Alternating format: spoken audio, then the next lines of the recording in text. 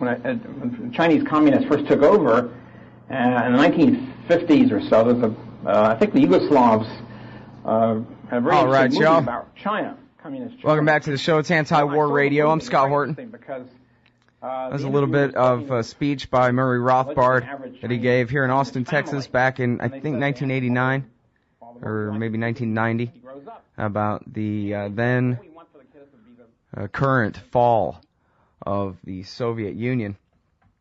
And our guest right now is Ken Silverstein, contributing editor to Harper's magazine. And he's got an article here in Salon.com called Neoconservatives Hype a New Cold War. Here, a generation after the end of the actual Cold War, when the Soviet Army has then ceased to exist, we're still picking a fight with them. And why? Very interesting story. Welcome back to the show, Ken. How's it going? It's been a while since we've spoken. Pretty well. Thanks for having me on. Well, I'm very happy to have you here. Very interesting piece about the same old neoconservative echo chamber that I guess we've been talking about for a decade now, that everybody knows about now. Only in this case, specifically focused on Georgia and Russia, and kind of shades of the first Gulf War. A lot of emphasis here on marketing firms, basically public relations firms, handling the business of foreign governments in this country. Right. I mean, I've been to the pieces about a particular lobbying firm in Washington that works very closely with journalists writing about Georgia and Russia, and the way that the lobbyists who work for the Russian government are influencing the media, the stories, newspaper stories, magazine pieces published here. Mm-hmm. And now you say in this article that it was difficult for you to write this article, even though this has been a specialty of yours. I think a lot of people probably have heard of your undercover work on Uzbekistan's public relations efforts, right? Well, Turkmenistan, but Turkmenistan, yeah. No, it was difficult only because, and I wrote this in the piece, I live in Washington. I've lived here for a long time. I ended up knowing some of the people I was writing about, which is never very comfortable. I like some of the people I was writing about, and that's never pleasant. And as I said in the piece, that's exactly why Washington reporting of any sort can be so perilous, because, you know, politicians and journalists and public relations people all know each other, and they, you know, it's hard to write when you're, you know, you go out for drinks with people and you have friendships and your kids go to the same schools. It's hard to write about people. So in some ways, I mean, it was an unpleasant experience to write about people I knew, but, you know, I got into the piece. I didn't realize when I started that I knew some of the people I would be writing about, and when I did, in the end, you can't say, oh, well, I know them, I'm not going to write about it, but, you know, so I went ahead and did it, and God knows, I guess I'll probably lose some friends, but, you know, that's, when I said it was difficult, that's what I meant, because it's never pleasant to write about people you know. Mm-hmm. Well, and that may be an indicator for those of us who don't live in Washington, D.C., of why we don't see pieces like this very often from others.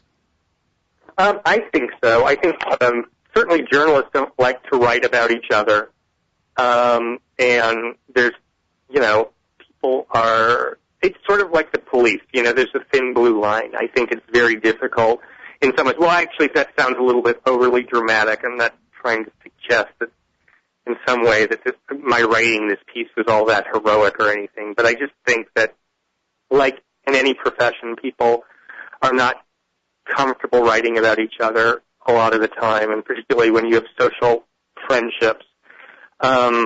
So it's, yeah, I mean, and then when you extend that to the lobbyists and journalists knowing each other, and, you know, Washington, everybody knows each other, and everybody's chummy with each other, and I think politicians are way too close to reporters who cover them in general. So in that way, too, in terms of political coverage, I think the town is way too chummy. All right. So now to the point here. What is Orion Strategies? It's a lobby shop that is headed by a guy named Randy Scheunemann, who was one of the primary advocates public advocates for the Iraq War. He was a former advisor to Rumsfeld, and he was the founder and president, I believe, of the Committee to Liberate Iraq. And his chief media handler, a guy he hired, is Michael Goldfarb, who was a contributing editor to the Weekly Standard, and was, it's basically a neocon lobbying shop. Well, now were there not at least suspicions or at least some circumstantial evidence that he had actually played a part in green lighting the Georgian invasion of South Ossetia in 2008? I have no idea. I wouldn't want to speak on that at all because I have no knowledge of that. I shouldn't have brought it up without a footnote in front of me. But go ahead, I'm sorry.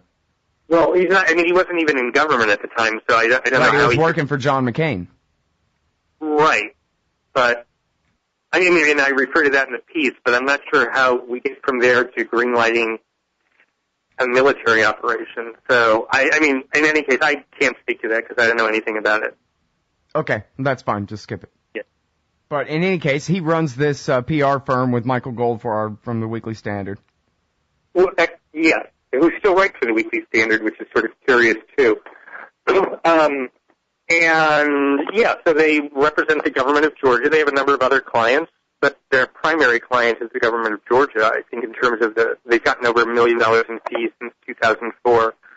And so their job is to go out and peddle the, story. As it should be. They're lobbyists. There's nothing inappropriate in what they're doing. They're going out and trying to sell the Georgian point of view. And that also is not only the Georgian point of view, but it's also a critical view towards Russia, which again, may or may not, it's a legitimate point of view. It's a legitimate position. I don't happen to buy a lot of the specifics of their position, but Georgia is the mortal foe of Russia, and so not only do they seek to put Georgia in the best light, but they put Russia in the worst light. And I think they tend to exaggerate by quite a bit on the pro-Georgia and the anti-Russia stuff.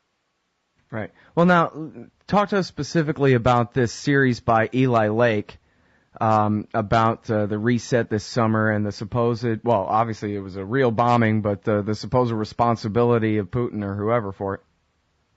Well, Eli has written a number of stories. He's been frequently contacted by the lobbyists. He talks to them. He attends their events. He dines and drinks with them, although I will say that Eli said that he picked up his share of the tab. Not all the journalists did. Some of the journalists had meals or drinks bought by the lobbyists, and some of them flew off on a junket to Georgia too. Eli did not. But in any case, he's written a number of stories that are, very much in line with the line of the lobby shop and the Georgian government, of course. And in terms of the bombing, he wrote a story at the Washington Times that talked about a bombing near the U.S. Embassy in Georgia, and reported that it was conducted by a Russian military officer, intelligence officer, and that it was basically a Russian operation, an official Russian operation. And there's a lot of dispute about that. In fact, he even in subsequent stories softened that in some ways and said that, there was a split within the U.S. intelligence community about whether this was a rogue operation or whether it was an official Russian operation. There was no consensus on that. And, the pieces strongly suggested that it was, endorsed at the top. And in fact, he wrote a piece recently, last week, at the Newsweek Daily Beast, where he now works, which was an interview with the Georgian president, which said flat out, the Russians did it, Putin did it. So, to me, it's problematic when you have reporters having very close relationships with lobbyists, being social friends and dining and drinking companions, whoever is picking up the bill. But particularly in Eli's case, again, he said that he picked up his share of the bill. Not all the journalists did. But when you have these sort of close relationships, and when you also have an ideological affinity, then, I think you frequently can serve, whether consciously or unconsciously as a conduit for stories that may not be, entirely solid. I mean, they are, opinion pieces as much as reported pieces. And in some cases, I mean, when you go on a junket to Georgia, which some of these reporters did, I mean, that's just essentially, I don't understand even how that can possibly classify as journalism. It's propaganda. I mean, that's what it amounts to.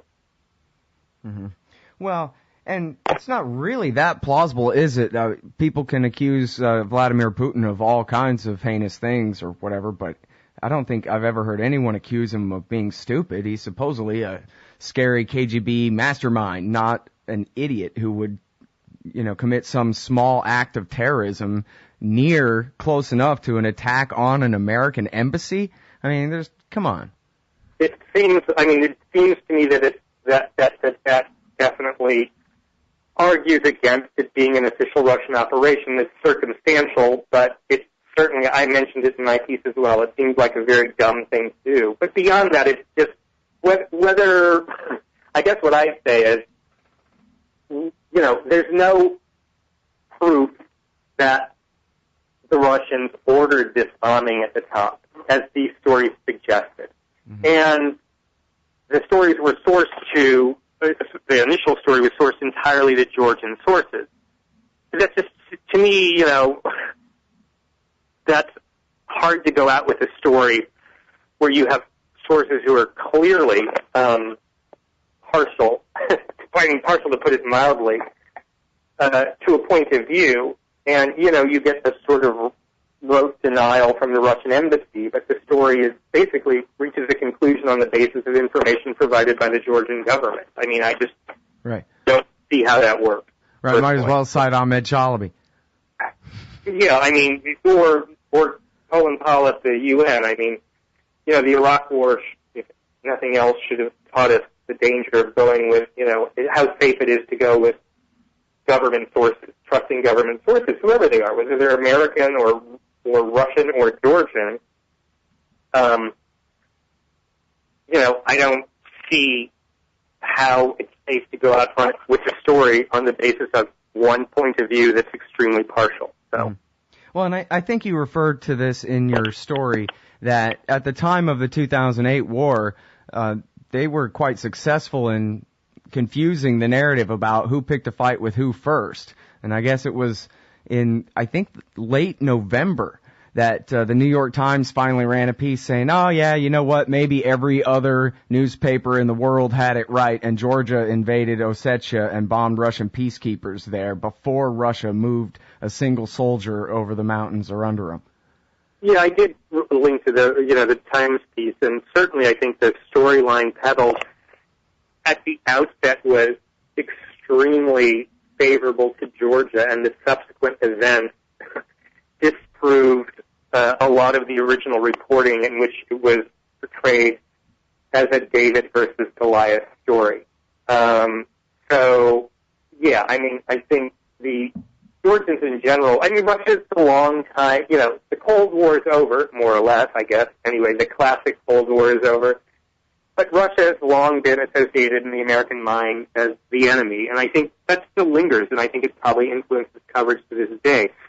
Again, I'm not trying to apologize for Russia, because I think the Putin government, which essentially it is a Putin government, has extremely repressive, and I'm no fan at all of that government, but that doesn't mean that what the other side's saying is true either. It's not quite as simple as that. So, and I think a lot of it's just like anybody who wants to talk about the facts about Iran's nuclear program. That doesn't mean they're on the side of the Ayatollah Khomeini. It just means that, they want to maybe discriminate between this percent enriched uranium and that percent. Right. All right. Now, if you could please talk to us a little bit more about the media echo chamber and the different people at the Washington Post and wherever who pick this up and then cite each other back and forth over and over, just like the days before the Iraq War. Well, it really is an echo chamber. You have the lobbyists contacting reporters and providing them, with access to Georgian government officials and clearly providing tips and leads and themes. And then the reporters go out and do their stories, which frequently are extremely one-sided and do not really, reach conclusions that I think are not based on anything other than one point of view. And then the other reporters who are sort of in this circle then go blog about the stories. And Goldfarb, at Twitter is then pushing the stories. I mean, that's nothing nefarious about that, but it's just funny. It's like the lobbyists provide a lot of the sources and the tips, and the lobby, Scheunemann used to work for McCain. He's very close to McCain, and then a bunch of these stories sent McCain or people who the lobbyists work with. So, you have those stories originate with the lobbyists, or at least the lobbyists are playing a role. Sometimes I think they just purely originate from the lobbyists. But the lobbyists are, sort of helping create the stories, providing the sources, and then other journalists who they work with are pushing the stories, and the lobby shop then circulates them as well. I mean, it's a little closed circle and a little echo chamber. Mm-hmm. Well, do you have any indication what it is that drives Bill Kristol and Robert Kagan and the rest of this PNAC crew in their animosity toward Russia? I mean, I'm no apologist for Putin either, but he's not Joe Stalin. He doesn't occupy Eastern Europe or anything. I have no idea what drives them, other than I assume the fact that they've always seen Russia as a competitor and the Cold War enemy. And I mean, most of these guys come out of they have a Cold War background, and they are, they're longtime antagonists of Russia. I mean, they're entitled to their point of view, and, you can't begrudge them that, because I may have a different point of view. I also want to make very clear, I mean, I think Putin's government is highly repressive as well. I mean, to compare him to Stalin is a bit much, of course, but it's not a question of whether, the Russian government is a good government. It's just a question of these lobbyists, and this whole crew, the whole Cold War crew. I mean, they're entitled to their point of view, but I think their relationships with the media are somewhat inappropriate, and it influences coverage, and it distorts. I mean, reality is always going to be distorted, but I think the Georgian lobbyists are particularly successful at distorting reality. Yeah. Again, everybody, the article is Neoconservatives Hype, A New Cold War. It's at Salon.com by Ken Silverstein, and it really is a very interesting portrayal of how consensus is formed in D.C., and, no wonder, pardon me for speaking so broadly, but you people, meaning D.C. people, are wrong about everything, really. It's just because everybody just agrees with each other, and it's like, I don't know, it reminds me of kids at the roller skating rink or whatever. It's all about who's in crowd and which set of facts we like to pretend are real, this kind of thing. And to me, it explains a lot more than just the attitude toward Russia and Georgia in this case. Yeah. Well, I certainly think so. Yeah. All right, well, I really appreciate this work, and I appreciate your time on the show. Thank you. Appreciate it. Bye-bye. Everybody, that's Ken Silverstein from Harper's Magazine. This one's at Salon.com. It's called Neoconservatives Hype, A New Cold War. Check it out. It's good.